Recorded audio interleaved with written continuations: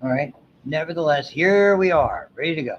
And first, announcements, please. I was asked just a moment ago, after conferring with Dr. Robbins for at least 50 seconds, he informed me that week 5, you guys are busy with like a bones practical or something major coming up. All those bones that are out there in the lab that you're having fun with. Therefore, I said it would be a good idea and advantageous to me so that I don't have to rush to get stuff in to change it from having the exam sometimes this week to the 1st of October. And if it works for me because if you didn't know, I'm sure you have some friends who have me on Wednesday afternoon. We do the whole week in a day. So it kind of works out, timing wise and things like that. They won't like it because they have to take a test and still have a hard lecture. No one will talk to me. But I digress. So that's October 1st. Okay, all good.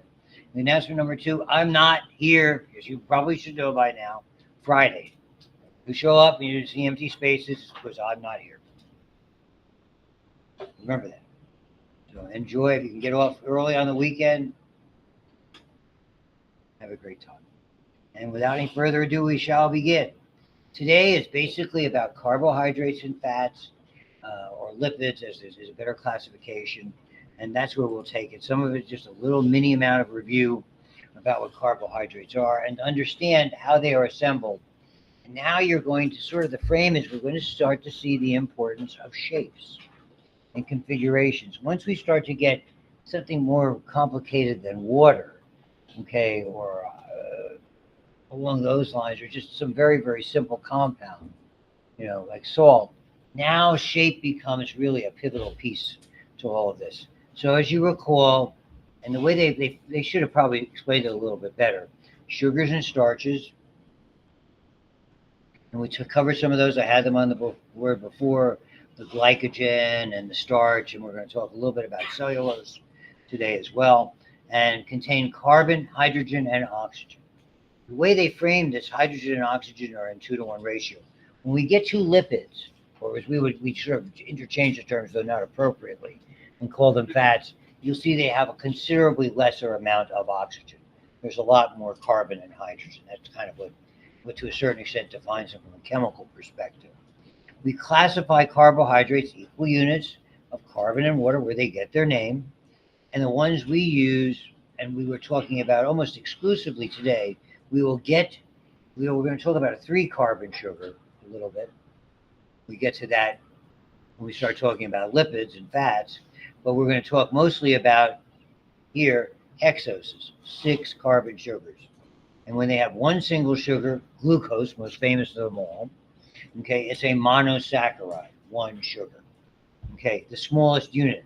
And you'll see there's an interchangeability structurally, and we'll get to that as well. And then disaccharides, or double sugars, di for 2, bi or di kind of interchange themselves in sort of the language of medicine and science into the number 2. And so these are double sugars. They are still considered small molecules, okay? And only when we get larger, and poly, even though it applies, say, to 3 or more, really applies to large amounts made up of monomers. And then the ones, thankfully, the only ones you're going to have to know for now are glucose. When you take micro, many of you take micro next term, then you're going to see some other kinds of polymeric mixtures that have different components that are there. So that's sort of the basic language that's there. Simple sugars, 3 to 7. We're going to look at the 3. We're going to look at the 6s. We're going to spend more of the time on the 5s when we get to DNA and RNA. We really, in this class, we really don't review the 7s so much. That's in different, more advanced metabolic pathways, not for us. Plants use them a lot, by the way. So that's the general formula: carbon and water in equal amounts, might I add, and you can write them any way you want.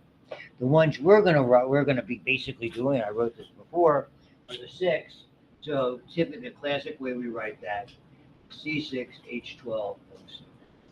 That's the generic form for hexoses. How they're arranged, either in the arrangement of the molecules or other aspects of their structure, brings apart little different things.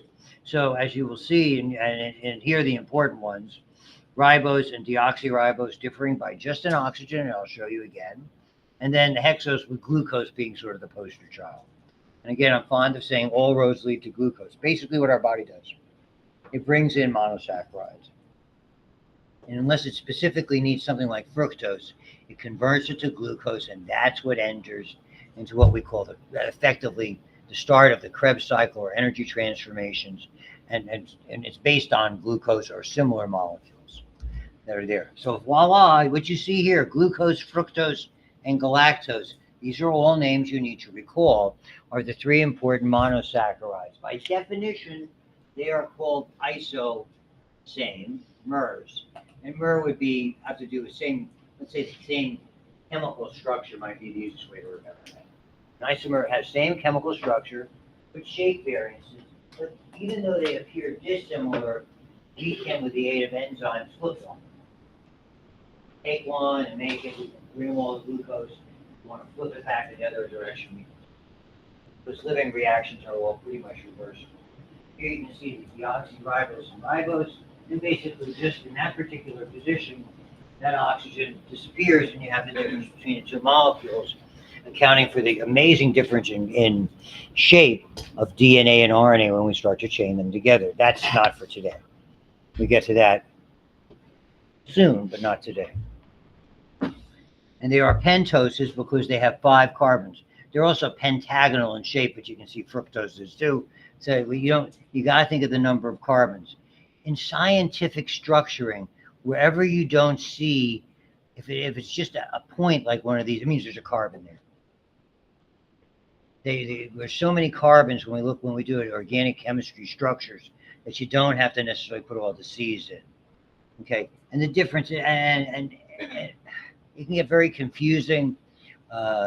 Just finishing across the room over there, just finishing before was biochemistry. I mean, they number all of these and where they are and identify the different bonds they are. That's the degree of sophistication. Thankfully, you don't have to know that. More importantly, I don't have to teach it. We didn't even have that stuff. That's all molecular biology. That was in its infancy and hardly understood when I was a chemistry major. So the double saccharides, and this is the significant nugget. They're too large to pass through cell membranes. We only absorb the monomers, glucose, fructose, galactose. Then we change them. Disaccharides are, even though they're just infinitesimally bigger molecularly, we can't ingest them. If you work out and you're eating protein powders and creatine, and you're trying to build all sorts of muscle and energy, understand all your body does is it breaks it down into its components called amino acids. That's the monomer. That's the single unit that is absorbed. It's not like magically you're ingesting muscle milk and it's magically going to make muscle. It's like the old story. You're ingesting more ingredients, and if you combine that with proper diet, exercise, training program, then you'll make muscle. If you just gobble it up and sit around, it's not going to make muscle. And everybody knows that. And training it's just wonderful today. The amount of training. Having watched professional sports for a very long time, pushing 70 years, you have no idea the difference between the athletes today, both men and women, and the athletes before. It's scary. Scary. Yeah, I mean, if you so 50 years ago when the Steelers had their 4 Super Bowls, their middle linebacker, who was the fiercest guy in the world, was like 6'2", 215, Jack Lambert, known as Jack Splat. I mean, he was the meanest, still is. They used to, if you didn't know it, years ago, not that long ago, they would play like celebrity hockey games, and they'd match them up for fundraisers and stuff like that. You didn't want to be on the ice with this guy. I mean, he's hard checking, old guys like me, in their 40s, thinking they could hold a hot, get on and skate into the boards. This gives you an idea of the difference between today's athlete and take a look at anybody who's on the Steelers now, or Micah Parsons, now on Green Bay for Penn State. Double sugars, too large to pass. This is the problem right there, lactose. Okay, sucrose, easily digested. Maltose will get to easily digested. Lactose is a problem because it is not easily absorbed without the appropriate enzyme. And when you have something like that, when we just basically turn the name, and you'll get used to this. The enzyme that is able to take care of this is called lactase. We change the suffix to ase, it means it's an enzyme. So, I mean, if you're looking at a written exam and it says, and one word is lactose and one word is lactase, they aren't the same. They're not interchangeable. That's how you can fool people on exams. Be wary for anybody's exam. So spelling counts. You have the luxury of coming up here and say, is this spelled correctly? And I can say, yes, it is, or no, it's not. I mean, I may not be able to give any more information, but at least you have the option to ask. Okay, and so here the enzyme would be sucrase. Most of the time, we take the sucrose and break it down. So that arrow should be pointing in both directions. We very rarely make it. We mostly disassemble it. And those are what are absorbed when you and I ingest table sugar. And indeed, if you take those three basic ones, glucose, fructose, and galactose, and add a glucose to each one, you get three more names to remember. Those are the disaccharides that are important to us. Glucose and fructose, we already covered that one, is sucrose, table sugar. Two glucose together are known as maltose or malt sugar, typically found in grains. Corn notwithstanding so much, or else corn is pretty easily converted to just glucose. Corn syrup is almost pure glucose. If you use like Karo syrup, in various types of cooking things. Okay. Nevertheless, so what we do is effectively when you think of barley or wheat, barley, you make beer, you malt it. And when malting it, you add water to it, you mush it up a little bit to break it up somewhat. That releases a little bit of the sugars, and then the natural yeast in the air begin to ferment it.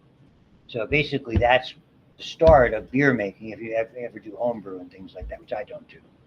Careful with that because you got to make sure everything is sterile. Got to be careful with that stuff. Now, that's malt sugar. And those are easy. Look at this bond.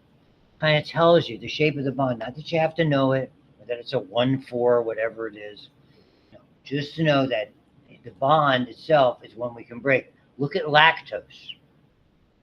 That's a harder bond to break, and we are not born with that enzyme. So inherently, we're born lactose intolerant. That's why regular cow's milk is not a formula to be used. Okay, we slowly, at different rates, begin to produce that enzyme we call lactase, and we can begin to assimilate. That's why the formula is different. Nursing mothers, it's not. It has a relatively small amount per se of lactose or something similar to it. I don't know the exact composition, but it gives you the idea. And as we get a little bit more mature, let's say by age 2, everybody can pretty much drink milk, but not everybody, because some people never make it, and some people make it and then they lose it. I have 2 stepsons, probably in their late 20s, both no longer can tolerate lactose. They're extremely lactose intolerant. Why is it a problem? They identified it before. It can't get in your gut. It can't get inside. It stays in the alimentary canal. It's irritating. Okay, it pulls water to it. It causes irregularity, and basically, and so the digestive process, peristalsis, this wave-like contractions, get aggravated, and typically people get stomach pain, cramps, diarrhea, all that, and quickly. As soon as it gets there, it doesn't take much. So, I mean, these 2 stepsons, both lactose intolerant, and one of them became gluten intolerant, really probably after he was 30 years old. So things that are in us change. They just do. Sometimes they go away, sometimes they come. It's very unusual. Typically for them, now that it's gone, I don't think it will come back. And then lastly, and so that's the idea of lactose intolerance. Polymers of monosaccharides, again, we talked about that. They split off of water, dehydration, synthesis. The ones I put on the board, and these, thankfully for us, there's only one component, glucose. These are chains of glucose. So if you're eating baked potato, okay, that's all complex carbohydrate we call starch. Whatever limited amount of nutrients it has, it's probably in the skins more than anything anywhere else. But the interior of that potato is almost exclusively starch. That's there. Pasta would be the same. Would be almost exclusively starch, but a very, very useful energy source as we have to process it first to break it down, and then it can become glucose. That's the beauty of complex carbohydrates. At least we have to put some energy in, so it's not like, having a candy bar is glucose, but I mean, it's almost pure calories. There's refined sugars. Where glycogen is how animals store it. So when we ingest animal products, we get some of it. We have a limited capability, all animals do. Most of the time you get it from muscle from animals, like when you're eating beef or chicken, that's kind of it, and even fish to a lesser extent. Find it all in there. And yes, it's not very soluble, but fortunately, look at that linkage again. It's all glucose. We call this branching, and because of that, it is relatively easy to break down. It does require some energy, and as we break it down, it becomes more soluble. At the enzymes to make it work. What is insoluble is cellulose. We have another name for that. And the way it's constructed, you have those long chains of glucose, and rather than branch, they're sort of spliced together. They're interconnected like that. We don't have the equipment to separate those chains and then be able to break down the chains. We don't. So that, we have another name for that's really cell walls and cell structural material. We call it dietary fiber. Yet we use it, and there are two types. There's soluble, and you'll dissolve in water, and then there's insoluble. So we do break some of it down to an extent, and depending on what the source is, insoluble and soluble. The insoluble, you hear about fiber or fiber expanders for people with digestive problems. And many of you going into healthcare as you begin to treat the abundance of people in healthcare who require care, elderly folks, their bowels don't move very well. So they need bulk expanders, they need Metamucil and that kind of stuff. Okay, so they don't because they take constantly. That's where the insoluble fiber is. It's not doing anything, it's either being absorbed or broken down in any way, shape, or form. Soluble fiber does this, adsorbs. Something absorbs, okay? It means they kind of come together as one. They become a unit. Salt and water, there's an absorption, even though it's just molecules being absorbed. Adsorbed means here's the fiber, and what it will do, things can attach to it on its way down the alimentary canal where it's going to be expelled. It's going to be expelled in a bowel movement. What happens, various kinds of fats that are unnecessarily cholesterol-laden molecules. You want to think of bad cholesterol? That would be a good way to describe it. Food, world's first.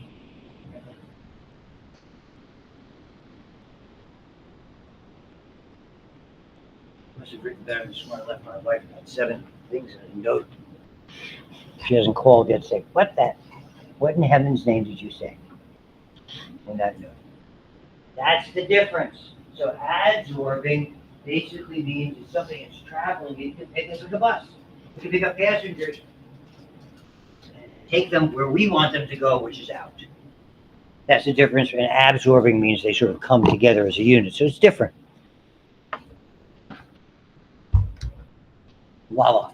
That's what you need to know about. What's the basic stuff that you need to know about this test-wise? The 3 monosaccharides, the glucose, the galactose, fructose, the 3 disaccharides, maltose, sucrose, lactose, and then lastly, glycogen, starch, cellulose. All good. On to fats. Can't wait. Lipids. I use the term interchangeably. I just did. I'll do it 1,000 times. You probably will too. Lipid is the parent name. All fats are solid at room temperature. Liquids are different. They are, how should I say it? Oh, I got to throw something in, I will. Liquids are, beg your pardon, oils are liquids at room temperature. I got distracted by something, and I'll try to remember it and throw it in. It's not a test thing, so I won't even get up to write it down. Because I wanted to frame this lecture about shape. Another thing, we have other kinds of isomers. Most biological chemicals by themselves, most chemicals in general by themselves, if you did not know it, have two forms. They're identical, but one's right-handed, one's left-handed. In the sense that when we have this chemical, we can shine a light, typically with some kind of liquid, and it will either deflect the light to the right or to the left. And I forgot to put this down, and it's not that you have to know. You will often hear the terms glucose and dextrose used interchangeably. It is not quite true. Glucose, we use right-handed sugars. Dextro, for moving to the right, from the Latin, is where it gets the name dextrose. That's what we use, and we make into energy. And we basically make it into ATP for energy. There's a left-handed form that we can't use, but it still tastes sweet, so we use an artificial sweetener. It's called levulose. Levulose is to the left. Not going to ask you about this. The context, and I'd forgotten this because I had written it down on the board before over there, and I erased it, or would have reminded me, was there was a drug years ago, a drug that would have been, even became significant briefly, because my wife and I were having a discussion about good things the FDA does and bad things the FDA does. And the FDA never approved this drug, so it was never a problem in this country. It had to do with a medicine called thalidomide. Does that ring a bell for anybody? Some people might have done a report in high school about it. Thalidomide was an agent that was, I guess, found or developed in Switzerland, and a German chemical company or pharmaceutical company made it. It was wonderful for combating nausea, particularly in morning sickness. Secret sauce, one of those things like the Better Mousetrap is trying to find something for morning sickness that doesn't hurt the mom. And we know now that's basically pie in the sky. We're not going to find it. There's almost anything, even they're looking at Tylenol now, potentially for problems that might affect, the baby growing in utero. Long story short, if you look up, and I don't want to show them to you, thalidomide babies, they were born with if they had appendages, they were like a part of an arm with a hand growing out. Horrible. Really horrible structural, bony, and related birth defects. And interestingly, these folks survived. It wasn't necessarily associated with mental, limitations and things along that line. What happened was it had a right and a left-handed form. They were mixed together. One side caused the birth defects. The other side was great for nausea. That has since then been, in modern times, they have separated that. Thalidomide is used, so no one would ever give it to someone who was pregnant or thought they were pregnant. It's used in cancer patients because with chemotherapy and radiation therapy, they get so nauseous. Terribly so. I do not know if it's being used extensively. You can look it up and see what the indications are in this country. It's just, I wanted to give you a historical idea that of the importance of shape. That's not even a change in shape so much as because you can, if you play around with those Tinker Toy models, you can get two that you can't flip-flop to be identical. They have a fancy name, and one's a right-handed and one's a left-handed. Thanks for the couple of minutes. Just to explain to you the complexity of chemistry. Because a lot of the students who are taking AP1 in health sciences are also taking Chem 1. And I mean, it's I'm sorry, I was a chemistry major. Forgive me. Chemistry majors are all a little, which you already have determined. So, lipids. The big deal, they have oxygen, but less than in carbohydrates. And you see sometimes, and extraordinarily importantly, phosphorus. By definition, because they have more of those CH, linkages, as carbon and hydrogens, we even call them hydrocarbons, they are insoluble in water. That's an important property. And even moreover, when they group together, unlike those bonding patterns you saw for glycogen and cellulose or starch, okay, they do not, they just come together naturally.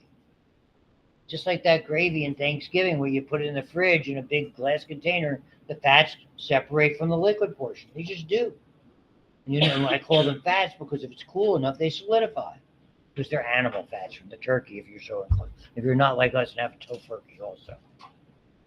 Anybody have tofurkey when they have turkey?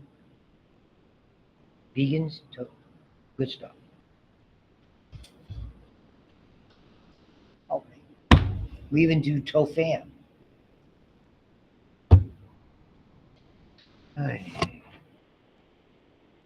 We're going to expand your palates, if anything, doing this. So we're going to talk about triglycerides.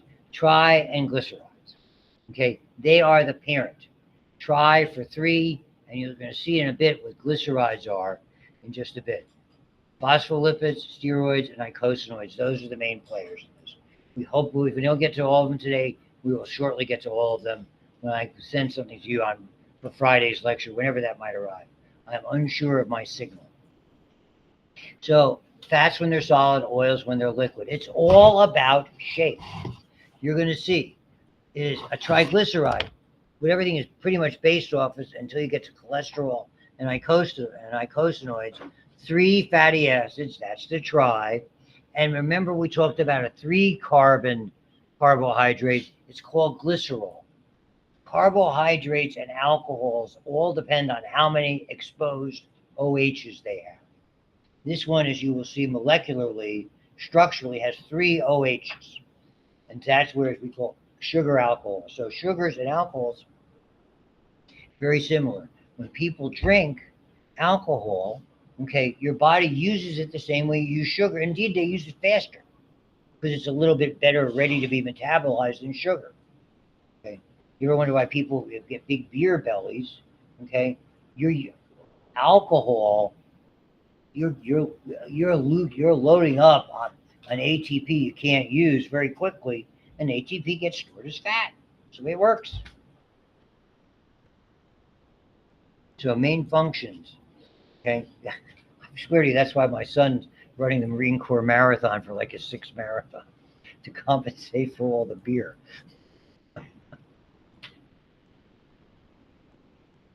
It's okay. He's in the Navy. There's an association between naval personnel and alcohol because they can't drink when they're on the ship. When he was at sea for 17 to 24 months, no alcohol. Thank you very much. Okay. Energy storage, insulation, and protection. So here's what it looks like. It's a linear molecule. I know they're not drawing it. They're using this sort of crisscross, back and forth, back and forth. Molecularly speaking, that is linear. And notice, here's glycerol. So how does it get the name triglycerides? I'll show you in a second. Basically, that whole thing, when we assemble something, we split off the water. Glucose and fructose to make sucrose, and we would actually do that, we split off the water. When you, in chemistry, this is organic chemistry, when you take an alcohol and link it with an acid, this is what's called a long chain fatty acid. Somewhere between 8 to 20 carbons. They vary from where they come from or how they are made. But at the end of that chain, I'll just draw a line, they have this. C double bond O, OH. No, you're not responsible. Okay, what it is called a carboxyl, CARBOXYL group. This is an acid. C and the double bond OO are very comparatively happy with them. They don't mind if they lose the H. Depending on what it's attached to, they can lose the H. These are what are called, because they're organic chemicals, organic acids. When you mix them with an alcohol, and so take any alcohol for that matter, this is schematically drawn, as you see up there. This is that glycerol, a 3-carbon, and because of all the OHs, sugar alcohol, and splits off the water, that kind of linkage, alcohol with an acid of any type, fancy name is called an ester. You don't know that. But the way we represent that when we write it as to what it is, we use the suffix "I." So triglyceride means 3 of these long-chain fatty acids attached to the glycerol. You can see they vary the length. Just to give you an idea, they don't have to be the same. And it's a very important shaped molecule because it's uniform. Why are triglycerides fats like this? When you have 3 quote unquote linear molecules, they're like this. We represent them all the time like this, upside down like this, or sideways. They are neatly arranged. The whole idea of what makes something solid is it's densely packed at room temperature. We can take a box and put these in, a whole bunch of them, and pack that box very tightly. If we have one that's kind of like this, not very uniform. Yeah, you're going to learn that has to do with something called polyunsaturated fats, and it's about their shape. And so that's what we find would make oils. That comes from plants, nuts, and seeds. Okay, that's what we said. They have what we call sites of unsaturation. That's neatly packed. Why is it saturated? Everywhere there could be a hydrogen, so it's saturated hydrogen. So, I mean, when you want to think of maybe this is the analogy I always use. I don't know if it makes sense. When we moved in and out of college, we had a box, and they had relatively small boxes that were ridiculously heavy because they had books and records. We didn't have digital media per se. We had records and record players, vinyl discs that played music. Sometimes you pay somebody lugging in a reel-to-reel tape recorder. I mean, this is even before the onset of cassettes, if you know what those are. So they were extraordinarily happy. We didn't have digital ebooks and things like that. Everything was hard and weighty. You bought all your dictionaries and stuff like that. Those big mammoth for us science textbooks. Oh my God. Like that. Voila. That's what you got. So it's all about the shape. When you have an abundance of those animal products, butter, as they'll point out, lard, they'll point out, those are fats. Okay. Oils have sites, frequently more than one, sites of what's called unsaturation. And it causes, it's just like the Tinker Toy models, it causes that long chain to form a bend or two like that. And you just can't stuff them as easily in a unit of volume in a space. And therefore, since they're not as dense, they become liquids at room temperature. Olive oil, we use avocado oil at home. Corn oil, vegetable oil, all the same. Peanut oil, pick one. That's what defines it as an oil. So here you can see it represented. A triglyceride, this would be consistent with a standard fat. Briefly, this animation.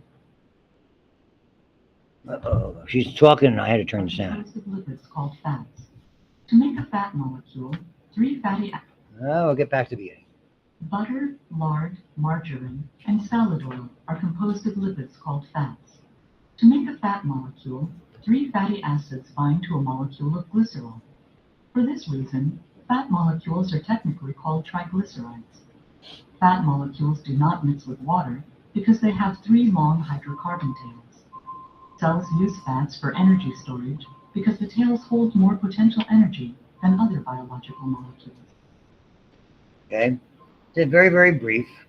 And so and she was erroneous there. And her thing, though I love the animation. She mentioned what I consider to be a swear word to a foodie, margarine. Okay, sorry, forgive me for saying that. Okay, saturated fatty acids are just that. They are saturated, all the carbons, single covalent bonds, maximum number of hydrogens it can hold. We call it saturated with hydrogen. By definition, they're linear, they pack closely together. Animal fats, butter, lard, sheep fat, which is known as lanolin, which we used to use a lot in skin preparations. But we feel obviously people have a lot of allergies to like wool. That's why it's not used as much. just giving you some history of how those things were used all the time. Originally, lanolin had a fancy name. It was called sheep wool salve. And I had patients who used that until they found out, that why am I breaking out? Are you allergic to wool? Yeah. Same animal. Here's a saturated fat again, and they're showing an example of butter. Unsaturated, one or more carbons, linked via double bonds, resulting in what we call sites of unsaturation. So if we move it forward, that's a site of unsaturation. Because there's only one, we call those monounsaturated fats. And even though they're oils, we say they're monounsaturated fats colloquially. So if you look at them on the back, and I urge you to be a label reader, you're going to see things like that. Olive oil and avocado oil and others like that are monounsaturated, and they're very, very useful. Indeed, I am not a nutritionist. I don't play one on TV or anything like that. All of us in the science department, but most of us have taught nutrition just in some way, shape, or form, either here. The reason we have to have a registered nutritionist teaching nutrition or any future nurses, and probably in health science, in order to get accreditation, you have to have somebody who's a registered nutritionist. So myself, any one of my colleagues who you might come in contact with, like Dr. Maurer, who teaches a lot of the AP2, Dr. Robbins, we probably know a lot about it, but we don't have that certification. Therefore, it's not useful for the program. Rules, darn. Okay. But so a lot of, and basically, at least in cooking science, a mixture of these is really useful. All the time, I'll use olive oil, avocado oil, and I'll put butter in it. The butter doesn't burn as quickly. The butter adds flavor, all those types of things. And a lot of chefs use that. A lot of chefs use that. I'm self-taught. I wasn't trained. So all those types of things are there. Moreover, the biggest problem, and now we get to margarine, it doesn't have just one site of saturation. It has multiple sites. What makes things like butter and lard relatively stable is they're saturated. But they're expensive. If you buy a pound of butter, you buy 5 pounds of margarine, believe me, the price difference is significant. Why is that? Because what they're using, and why it's so bad for you, is they are basically taking means many, 2 or more sites of unsaturation, and blowing hydrogen in them to make them saturated. You're artificially creating saturation. It doesn't mean it's less. The sites of unsaturation are temporarily gone because it makes things more shelf stable. I mean, and this is dorm room 101. All the stuff you want to have a shelf stable. You're buying cookies, you're buying crackers, you're buying all that kind of stuff that you have for a quick snack or a quick fix.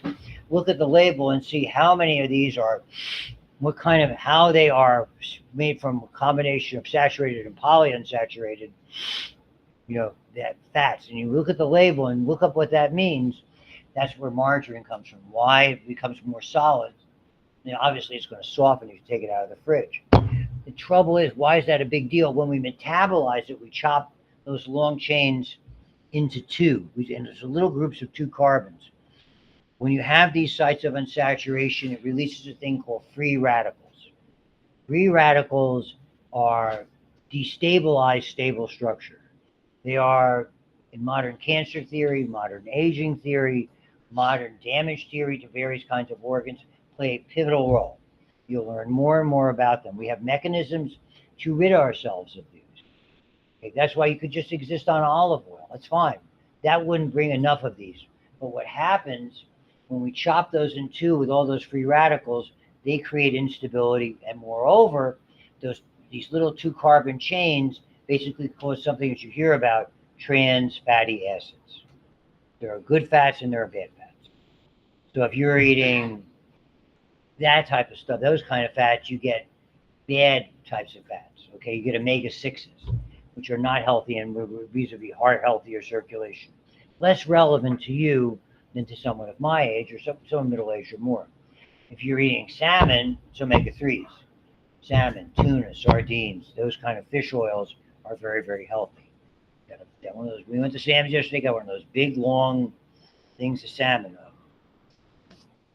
Marinating heaven. Bake that. Oh, I have a great gremolata recipe for that. Oh, happy days. Moving on. We're not done yet. We barely scratched the surface on lipids over there. So now we have that basic structure. We will find out that in our cells, we have, it's not like we don't have sites of unsaturation. We do. Okay. Kind of why using monounsaturated fats are not a big deal. Typically, our triglycerides that we utilize the most have two long chains that are saturated in one site of unsaturation. What we do biologically is we remove one of those chains and we attach in its place PO4 with a minus. It's called a phosphate. Because that is water soluble, and this, because they're fats, are fat soluble, they don't like each other. They don't want to hang out together. Soluble. What happens, this shifts out of here, it looks like this. You have a phosphate, what we call the head, and lipid tails, fatty tails. And this is a bipolar molecule because it's water soluble or water compatible here, fat or lipid compatible here. It's magic. So the fancy name for that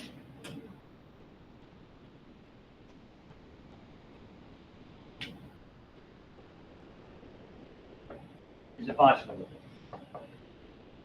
It's the foundation of all membranes in our bodies. The cell membrane, membranes around the nucleus, membranes around mitochondria, membrane around lysosomes and peroxisomes, all organelles that we will talk about, as well as the cell itself. So they're modified.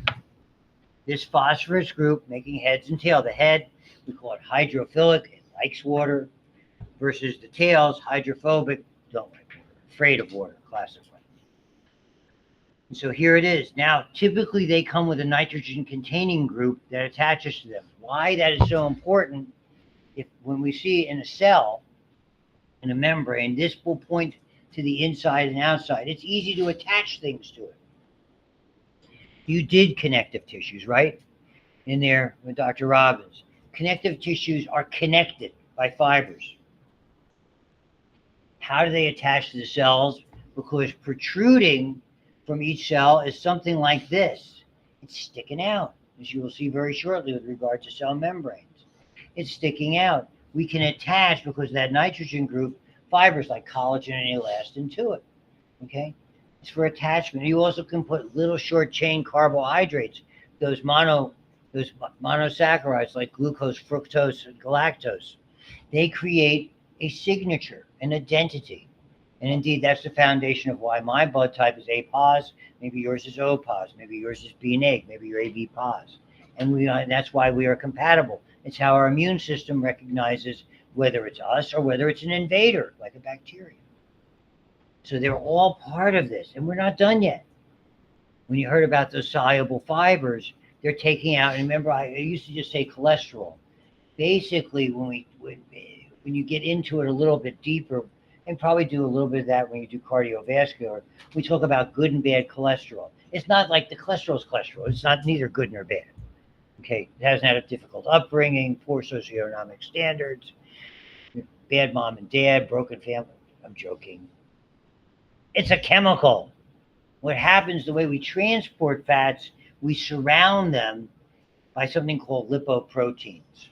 And so this would be the foundation of how we can take this and attach a protein to it and then surround various kinds of fats that we transport through the bloodstream. Some of them are very bad, okay, for cardiovascular health. They damage blood vessels, they damage linings that are there. If you go out and have, none of that baked chip stuff, the good old-fashioned original chips, Reese, love that, you know. And you eat a bag of those, you're going to have what are called chylomicrons. You'll learn about them. They're called very low density. The density of the way fats are transported is pivotal. It's the basis for something that all physicians look at called the Framingham study.